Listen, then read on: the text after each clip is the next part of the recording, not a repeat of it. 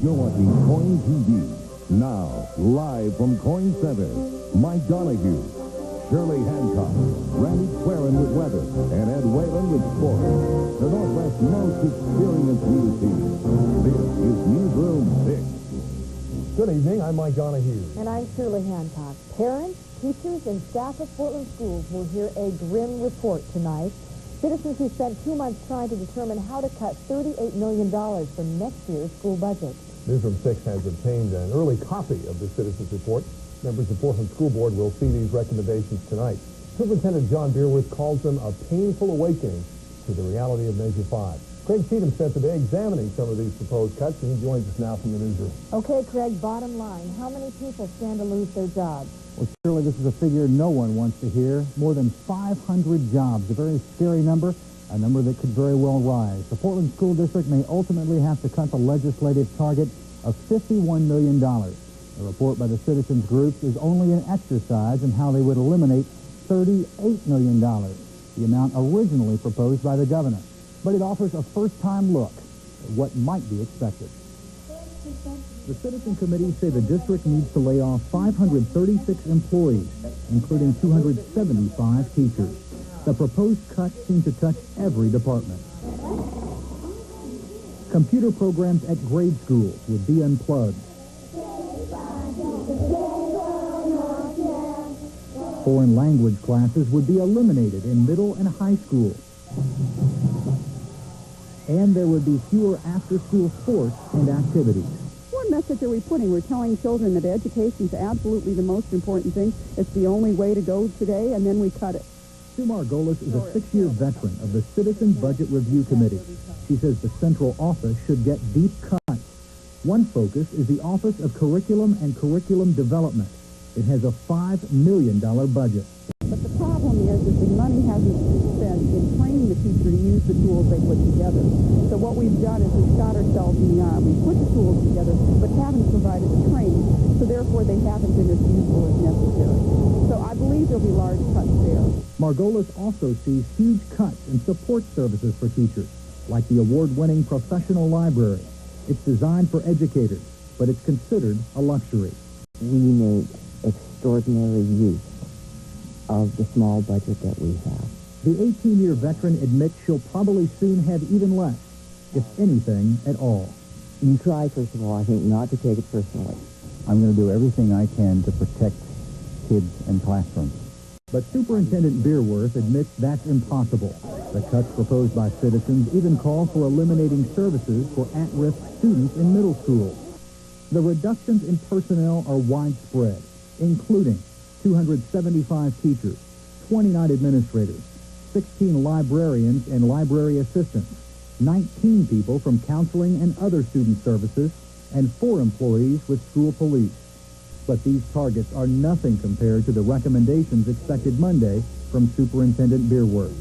His tough choices will have to include $13 million more in cuts than the citizen groups were asked to identify. I'm working on that, and I will make my decision over the weekend. You haven't got anything in concrete yet as to what you're going to do? No, I don't have anything in concrete. The only thing known at this point is that the cuts will be deep and painful. Once again, these are only ideas from citizens, not recommended cuts.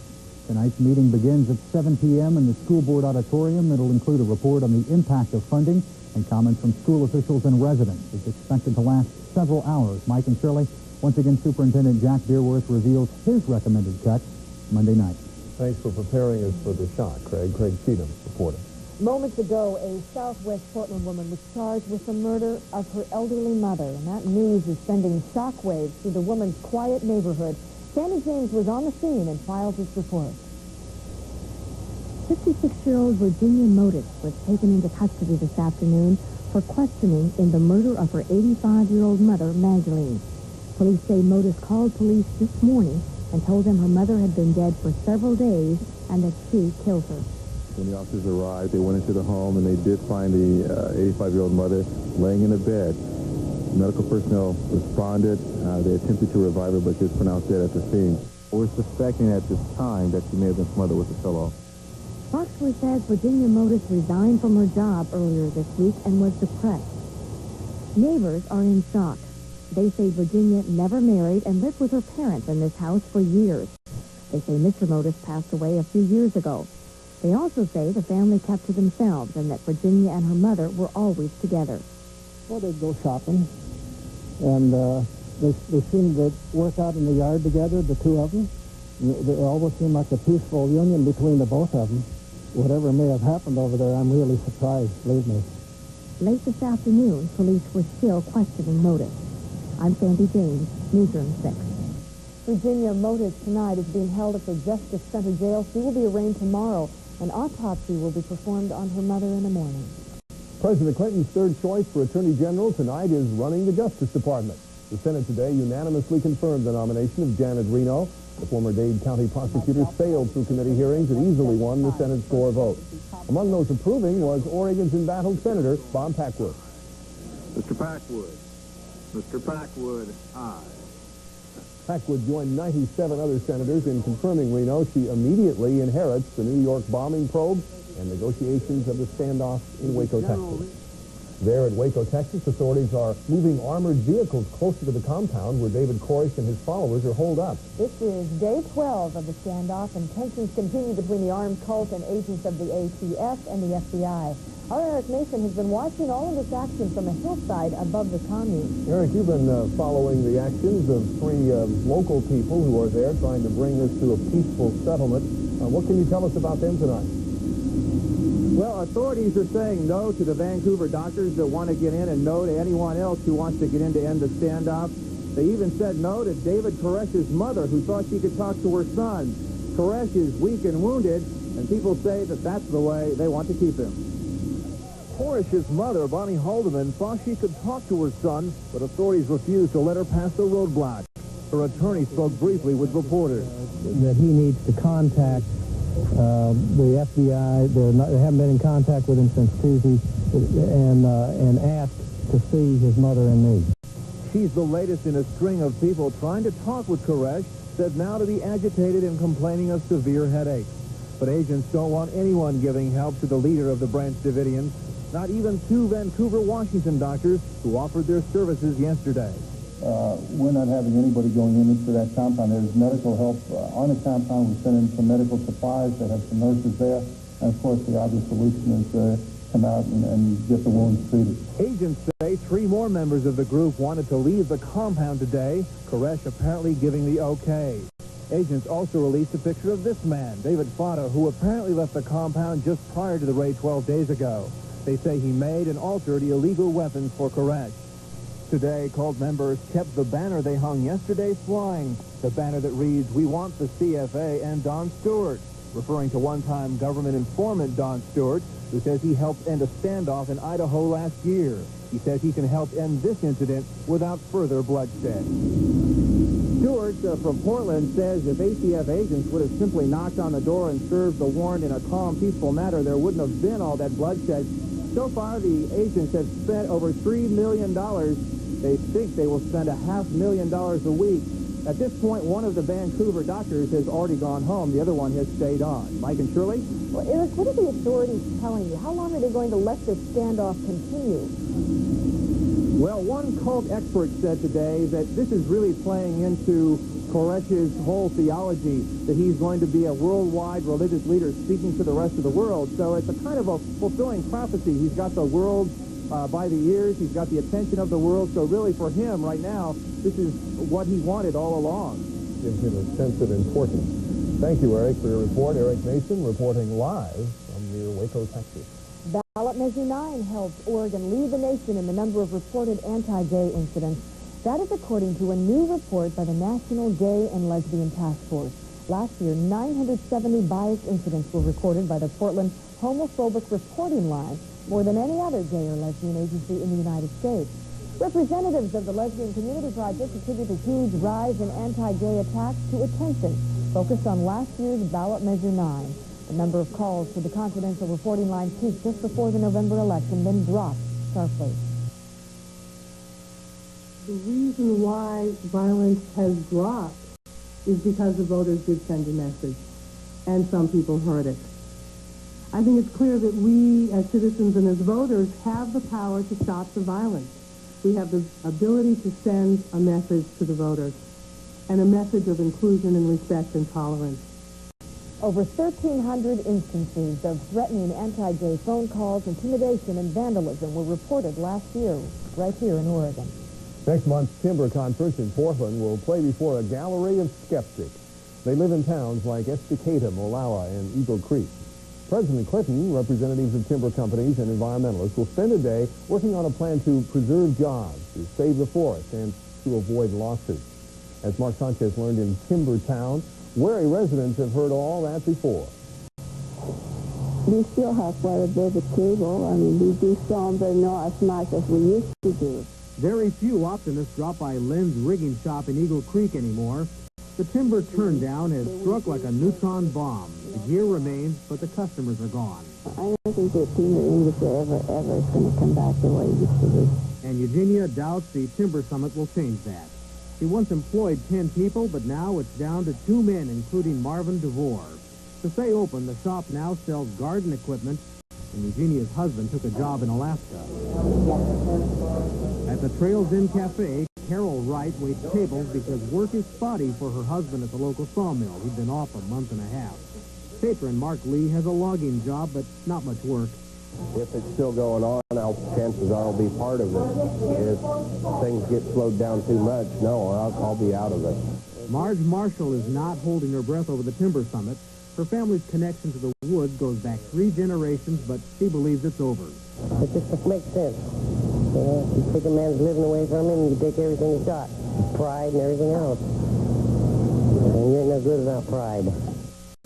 The skeptics out here fear that the Timber Summit might just slide into a vicious circle, which means no consensus, which also means no protection for their jobs, no protection for the forest or the animals who live in it, and all of which brings the equation right back to square one. As the mills cut back or close, those who survive in Timbertown wonder just what will happen to their kids. Marge Marshall's granddaughter wonders too. I don't really know yet what I want to do, but I want to be a good mom for my son. And you want something a little more stable for your son? Yeah, I do. A lot more. A lot more than what I've saw so far in my life. Mary wants to follow the few log trucks leaving town.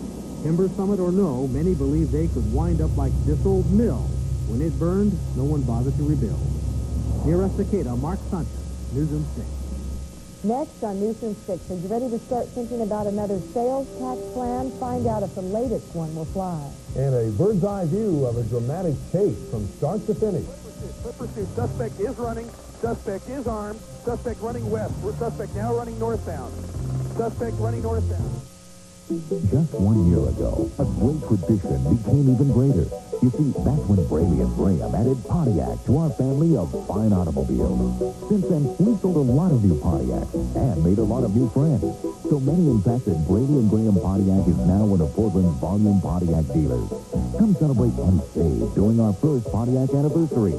You'll discover values on Grand Am and the all-new Bonneville. Braley and Graham, doing things a little better for over 70 years. Here we are discussing the RV show. Mr. Bush? Well, glad to be there. It's the best show on the West Coast, and it's a prudent way to watch your wallet. Mr. President? You know, some of these RVs are even nicer than my campaign bus, and they cost a lot less. Well, you know how I feel about shows. This RV show is an economical way to shop March 10th through the 14th in the Expo Center. It's an RV selling spectacular. I just might be there.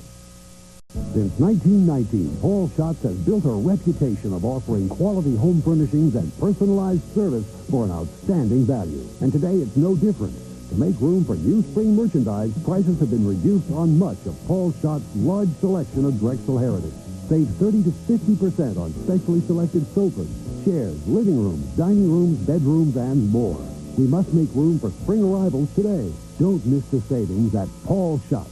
To all of them in Delta Park.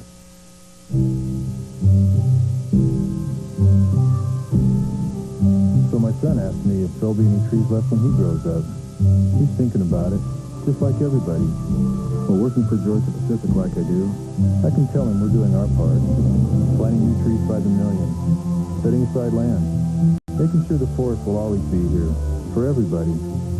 I can't speak for other companies out there, but at Georgia Pacific, we're doing what needs to be done. Oregon's legislators are feeling pressure to create new revenue to pay for education. A sales tax is simmering on the back burner, and as Lisa Balick reports, that option may need to cook for a long time. It's time to send a constitutional sales tax for schools out to the people. I don't think we should shirk off into the night with our tail between our legs, because it may take a little work. Oregon lawmakers are talking about a sales tax. What's new is that some fiscal conservatives, like Republican Rod Johnson of Roseburg, are talking about the measure. And it's not simple. You can't keep it simple. If you want to keep it simple, then all you do is say, give us a 5% sales tax and trust us to go spend it the way you want us to. I don't think the voters will buy that. That's why Johnson proposes some tax breaks, along with a 5% sales tax dedicated to education. He wants to lower income tax brackets and get rid of personal property taxes for corporations. But businesses would see higher income taxes. Superintendent of Schools Norma Paulus thinks this plan could win lawmakers' support. But Republican legislative leaders say, no way. The real question that we have to answer for ourselves and for the public is whether or not they feel comfortable with the level of cuts and the levels of services that won't be available after we get through with this process. What you're likely to see is something called bridge financing, a way to help ease the shortfall between now and 1995. By adding a 1% surcharge on your income tax, lawmakers estimate they can raise about $450 million. And that's certainly enough to ease the budget cuts. Lisa Balick, Newsroom 6. It appears that Oregon lawmakers will vote whether to freeze wages and hiring for all state jobs. A House panel approved the freeze, and Republicans say they have enough votes to pass it in the House.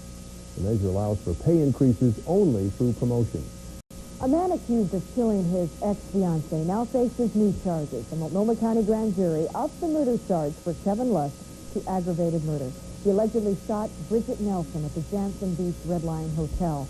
The more serious charge stemmed from jurors believing there's enough evidence to link Lust to the shooting death of his ex-wife in Pullman, Washington. Lust has not been charged in that incident. He's being held tonight without bail and will enter a plea next week. We're happy to report that doctors have sent home a 2-year-old Washington State girl hospitalized for over a month with an E. coli infection. Sherry Jefferson is up and walking today, but it took a long time to reach that point after she became infected by eating a Jack in the Box hamburger. The bacteria attacked her kidneys and intestines. She required dialysis, and surgeons removed part of her colon. Sherry's mother says she knew her daughter would recover. Turned around when she came out of hospital. And she was back in satisfactory condition after her surgery. And from then on, she gradually got better day by day. Doctors say Sherry will require more surgery and checkups for months to come. One other E. coli victim remains at Children's Hospital in Seattle, 10-year-old Brianne Kiner. She is listed in critical condition. California police chased a robbery suspect across 3 counties today. Regina Blakely narrates the dramatic bird's-eye view of the chase. Right now, the suspect is driving at a high rate of speed down Surface Street. For over an hour, it was a wild, terrifying, dramatic chase with speeds up to 100 miles an hour. An armed man firing shots out of a truck window. The pickup truck, driven by a hostage, sped down California freeways, dangerously diverting through side streets and business intersections through 3 California counties. Police cars and helicopters in close pursuit. Finally, the truck came to a halt down a residential cul-de-sac. The suspect fled, gun in hand, running through the neighborhood, over fences, police firing. He put his hands in the air and finally surrendered. Police moved in, weapons drawn. Here's how it looked to one neighborhood resident. The car saw it come by and we ran in the house. We dove on the floor. We hit on the floor, and then I went to my parents' room, told him to get on the floor also because we didn't know where he was. The chase started with an attempted robbery in nearby Pomona. As police tried to arrest the man and 3 other suspects, one officer was shot in the arm and leg. He's expected to be fined and later described what happened. And I started yelling at him to come back out. Next thing, he stepped out, partial, and fired, I think, 2 rounds. The initial round hit my right arm. The gunman fled and hijacked the pickup truck. Miraculously, no one else was injured. One other suspect was captured a short distance from the robbery scene. Police are searching for as many as 2 more. Regina Blakely, CBS News, Los Angeles. Also in California, a medical expert testified today that Rodney King's facial injuries were caused by police batons and not by a fall. A specialist says the pattern of injuries were, quote, consistent with a baton or baton-like instrument. 4 Los Angeles police officers are charged with violating King's civil rights in the beating, which occurred in March of 1991. Meantime, officials in Portland meet tonight to prepare for the potential for civil disturbances here once a verdict is reached in Los Angeles. That meeting is at 7 o'clock tonight at Portland Community College's Cascade Auditorium. That is on North Killingsworth. You will notice something new on Portland streets. TriMet's newest buses will help Portland residents breathe easier. 2 new buses run exclusively on liquefied natural gas. Officials at Northwest Natural Gas claim this is the cleanest alternative fuel available. Using it instead of gas as diesel helps reduce the nation's dependence on foreign oil. Senators Bill McCoy and Grafton Carriage welcomed one of the buses filled with Selwood Middle School students to the steps of the state capitol today. McCoy and Karen sponsored legislation which led to the purchase of the buses. Selwood students helped prepare environmental artwork for the bus's interiors. TriMet's 2 new vehicles begin serving customers tomorrow on routes throughout the metro area. Some strong winds blew through the metro area today. Boy, did we find that out. We were doing some promos for the March of Dimes walkathon, and my hair was...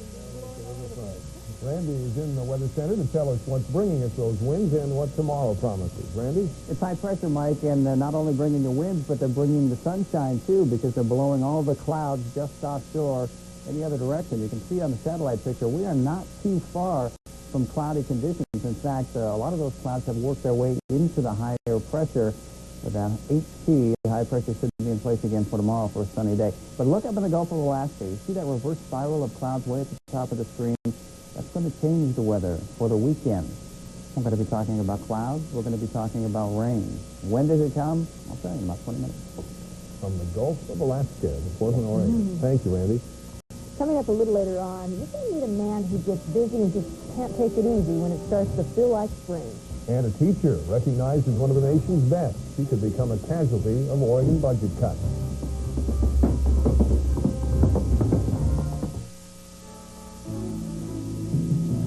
Not all luxury dealerships are created equal. Hi, I'm Vic Alfonso. For years, we've been giving people the kind of treatment and service that sets us apart from other dealerships. You know, customer satisfaction is very important to us, and we are proud of the fact that we are rated in the top 10 of all Cadillac dealers in the nation for customer satisfaction. And here are a few more reasons to see us today. Oregon's #1 retail Cadillac dealer announces the best value in luxury cars, period. Cadillac Sedan DeVille, the #1 selling luxury car in the world today for only $299 per month. Largest selection of new DeVilles, all undercover, only at Vic Alfonso Cadillac. Changing the way you think about American automobiles. Come in today and let our staff spoil you with the kind of service you deserve at Vic Alfonso Cadillac. Cadillac Oldsmobile, what other luxury dealerships try to be. At Papa Aldo's, we've always wondered, can there be too much of a good thing? Is it too much to offer our new fresh dough crust made right here every day? Is it going overboard, offering almost a full pound of freshly shredded real cheese? Is it overkill, giving you 70 slices of pepperoni on a large pepperoni? Try Papa Aldo's large Hawaiian pizza, only $6.99, and be sure to register to win a Hawaiian vacation. Yum. Your pet, loving, energetic, full of spirit. In fact, sometimes his energy seems boundless. But the doctors at Companion Pet Clinic would like you to consider more closely your pet's health, because as the years go by, he'll be susceptible to all sorts of diseases. Companion offers low-cost rabies, distemper, and parvo shots. A simple vaccination right now may be all that's needed to ensure your pet's well-being for years to come. Companion Pet Clinic, quality veterinary care at affordable prices. An award-winning teacher in the Tigard Tualatin School District will soon learn if she will become a victim of budget cuts. As Eric Smith reports, if Barbara Bannister loses her job, Tigard students lose an unequaled opportunity to learn science. I need these people to stand up. My mom was a teacher, my grandmother, I have 6 cousins who are teachers. That's all I've ever wanted to do. And now they're saying I can't do it. Barbara Bannister believes that if a 4th or 5th grader can be inspired by a teacher with a science demonstration, the world might end up with a problem solver. Sometimes all it takes is a simple toy slinky. What I want to talk about today is sound, okay? And sound is in waves. That's how it moves. Barbara Bannister has been teaching science and math for 16 years. She's won a lot of awards, including the 1991 Presidential Award for Math and Science Teaching. She's also heard a lot of promises. When I stood in the Rose Garden, the president said, "You will be the best in the year 2000. Well, these are the kids in the year 2000. This is the class of 2000 here. What's going to be different for them? It's not trickling down. Ms. B, as her students fondly address her, used the $7,500 she received for that White House award to buy more equipment for her students. When she moved from the Portland School District to Tigard this past fall, she brought 6 pickup loads of teaching materials with her. The Tigard-Tualatin School District may have to lay off 105 teachers to defray a $12.5 million budget shortfall. She's only been with the district since last fall, so Barbara Bannister could be one of the first to go. Her closet full of materials and her experience all go with her. We need to take care of our children. They don't vote. They don't have a lot of money to put into political situations. But we need to take care of the kids. And we need to prepare children for the 21st century. And it's not cheap. Her students blame ballot measure 5 for the cutback. My teacher just came from a Portland public school, and she didn't have to move over here. And she did, and she had 15 years of teaching over there. And now she's come here to teach us, and she may lose her job. I think it stinks. I really hate it. Yeah? How come? Because I love science and music, and I don't want it to go to waste. And I really like the teachers here, and I don't want them to get fired. We won't know the damage until it's too late. Does that make sense, how to do that? Yeah. Even in a school district that tries to do the best for its students, the bottom line may end up being more important than the future. In Tigard with photographer Wayne Cosbaugh, Eric Schmidt, Newsroom 6. Last hired and first fired. As James put it, I think it stinks. Yeah, unfortunately, as we just saw, some of the best are the last hired. Coming up in sports, Ed Whalen has some news about that title fight proposed in the Rose City. Riddick Bowes, chief negotiator, arrived in Portland, will update intense negotiations for bringing a title match to River City. Running and shot past today's winners at the state tournament, while Steve Davis reports on a revolutionary new baseball, and Bill Clinton, of all people, talks Oregon basketball. We're test driving our new news car, but we'll be back in time for the sports news in 20 minutes, or maybe 5 minutes more. You've been waiting for the bedding sale of the year. You want the good stuff for less. So hold on to your hat. Rubenstein's is going to knock your socks off. Sealy Posturepedic, that's savings up to 50%. A Sealy Quiltop Twin Mattress at an incredible $77. Posturepedic Queen Sets at $277. And pay no money down, no monthly payments, and no interest until July. You want the good stuff for less? Rubenstein's is going to knock your socks off. Rubenstein's, Lloyd Center and Greenberg Road, Tigard. Hey, got the Grand Am. Yeah, got it with the Pontiac 3-year Smart Drive. Right, 3-year Smart Drive. What's that? $199 a month for 36 months, worry-free. Okay, what exactly does that mean? It's worry-free. Well, for 3 years, I get a no-deductible warranty.